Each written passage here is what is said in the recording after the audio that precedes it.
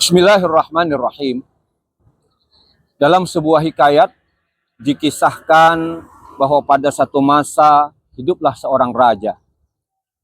Raja ini adil dan bijaksana. Dia memerintah sebuah negara yang cukup besar. Rakyatnya hidup dengan makmur dan sejahtera karena dipimpin oleh raja yang baik ini. Pada suatu hari, sang raja mendapatkan kiriman hadiah dari seorang sahabat beliau yang juga seorang raja dari negara tetangga. Ternyata hadiah itu adalah berupa sebuah pedang yang sangat cantik sekali. Terbuat dari besi baja kualitas terbaik, hulu pedang terbuat dari gading yang putih cantik sekali. Bahkan sarung pedang itu terbuat dari kayu mahoni terbaik yang disalut, disepuh dengan emas. Gembira sekali sang raja menerima kiriman hadiah dari sahabat beliau ini. Nah, pada suatu hari, sebagaimana kebiasaan beliau adalah melatih kemampuan beliau bermain beberapa senjata. Beliau memang mahir memainkan jurus-jurus pedang, mahir memainkan tombak, mahir memainkan panah. Jadilah pada hari itu beliau memainkan jurus-jurus pedang dengan pedang yang baru saja beliau terima dari sahabat beliau tadi. Nah, di tengah asik-asiknya beliau bermain, qadarullah, takdir Allah, ternyata pedang tadi ketika diayunkan membalik ke arah beliau sendiri, sehingga beliau harus menangkis dengan tangan beliau, sehingga akhirnya putuslah jari tangan beliau, jari kelingking putus. Darah pun kemudian bersimbah di lantai aula tempat beliau berlatih tadi. Gegerlah kerajaan, sibuklah pengawal beliau, sehingga beliau dibawa kemudian untuk diobati. Dipanggillah tabib istana untuk mengobati luka yang terjadi di tangan beliau sampai kelingking beliau tadi putus. Tak lama berselang, datanglah Perdana Menteri yang adalah penasehat beliau. Sambil meringis kesakitan, sang raja pun bertanya, Perdana Menteri ini, penasehat ini adalah orang kepercayaan beliau, orang kesayangan beliau.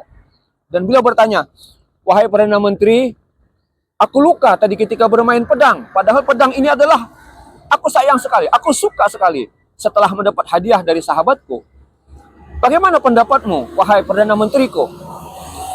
Apa dijawab oleh sang penasehat, si Perdana Menteri ini? Kata beliau, wahai Tuan Raja, saya hanya ingin mengulang apa yang sering Tuan ucapkan kepada kami, rakyatmu. Kata Tuan, al khairu khiratullah. Yang terbaik adalah apa yang telah ditetapkan oleh Allah. Artinya, semua ketetapan Allah pasti yang terbaik. Apa yang telah ditakdirkan oleh Allah pasti yang terbaik. Mendengar itu tentu saja sang raja marah. Bahkan kau bilang jari tanganku putus ini adalah yang terbaik. Begitulah kira-kira Tuan sering mengulang-ulang kata-kata itu. Al khairu khiratullah. Semua keputusan Allah, ketetapan Allah pasti yang terbaik. Marahlah sang raja, sehingga kemudian dipanggil pengawalnya. Hai pengawal, tangkap ini, Perdana Menteri ini.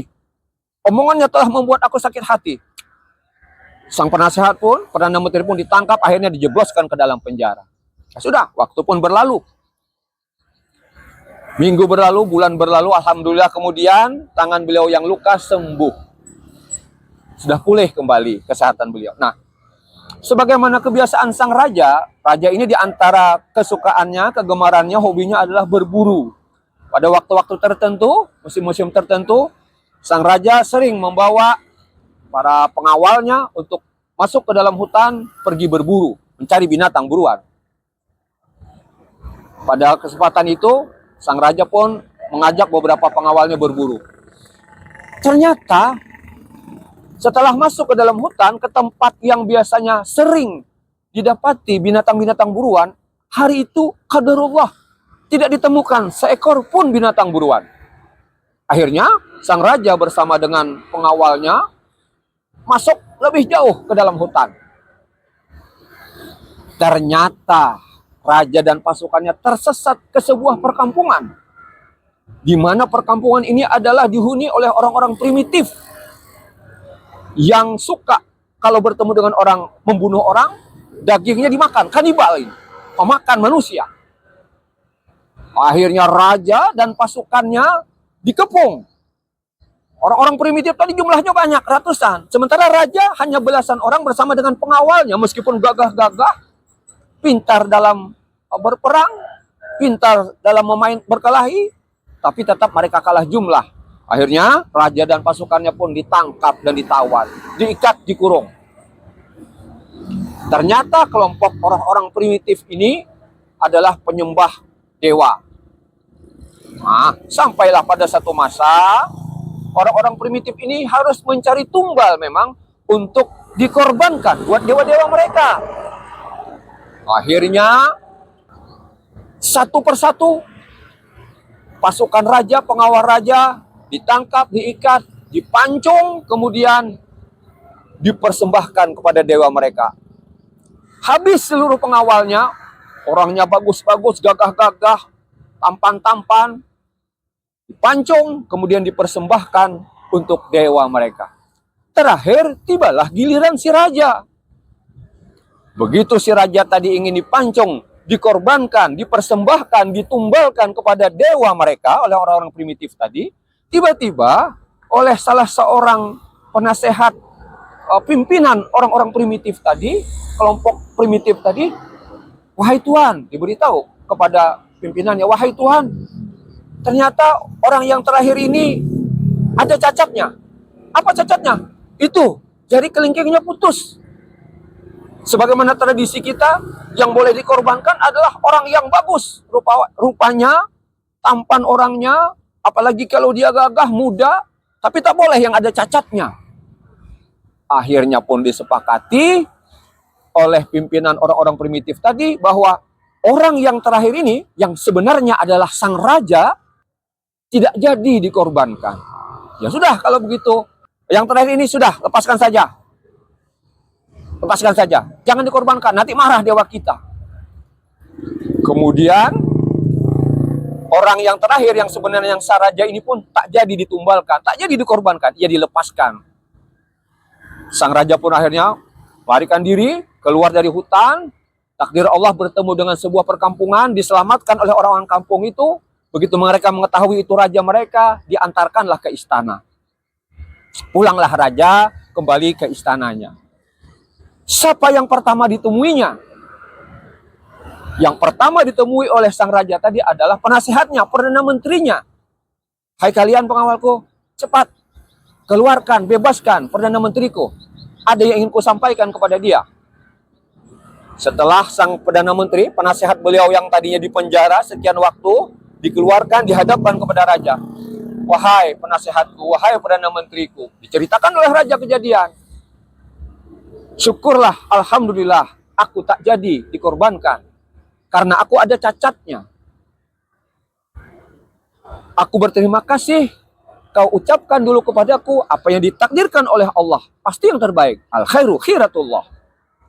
Sekarang wahai perdana menteriku, apa pendapatmu bahwa engkau kupenjara sekian waktu tanpa jelas kesalahanmu? Apa kata sang perdana menteri? Wahai Tuan Raja, al khairu khiratullah. Yang terbaik untuk diriku adalah sesuatu yang sudah ditetapkan oleh Allah, sesuatu yang sudah ditakdirkan oleh Allah. Kata sang raja, termasuk engkau dipenjarakan ini adalah yang terbaik. Iya wahai Tuan Raja. Kalau Tuan Raja bisa selamat, tak jadi dikorbankan kepada dewanya orang-orang primitif, karena jari kelingking Tuan Raja terputus, aku dipenjara pun adalah hal yang terbaik. Kenapa sebab? Karena aku Tuan penjarakan, sehingga aku tidak ikut pergi berburu. Coba kalau seandainya aku tidak dipenjarakan, lalu kemudian aku ikut berburu, mesti juga aku akan dibunuh, akan dijadikan tumbal oleh orang-orang primitif yang Tuan Raja ceritakan. Saudaraku, apa kesimpulannya? Benarlah kalau kemudian di dalam Al-Quran surat Al-Baqarah ayat 216, Allah Subhanahu wa taala berfirman, "Wa asa an takrahu syai'an wa huwa khairul lakum, wa asa an tuhibbu syai'an wa huwa syarrun lakum." Bisa jadi engkau membenci sesuatu, padahal sesuatu itu adalah terbaik buatmu menurut Allah. Begitu juga, boleh jadi engkau menyukai sesuatu, engkau mencintai sesuatu, engkau menyenangi sesuatu, engkau menginginkan sesuatu, padahal sesuatu itu menurut Allah adalah buruk bagimu. Dan lihat redaksi terakhir dari ayat Al-Quran yang luar biasa ini. Wallahu ya'lamu.